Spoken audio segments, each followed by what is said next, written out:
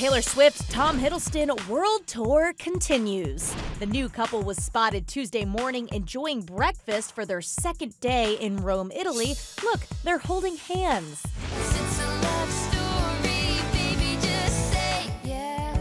Yesterday, the pair was in tourist mode, hitting the Colosseum for a tour. It's so romantic. Rome isn't the first stop on their romantic European getaway. Over the weekend, Swift spent time in Suffolk, England, where Taylor seemed to hit it off with Tom's mom.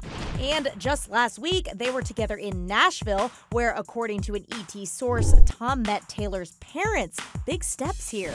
My mom and I have always been close. We've always been really good friends. Safe to say, things are moving swiftly. The best people in life are free.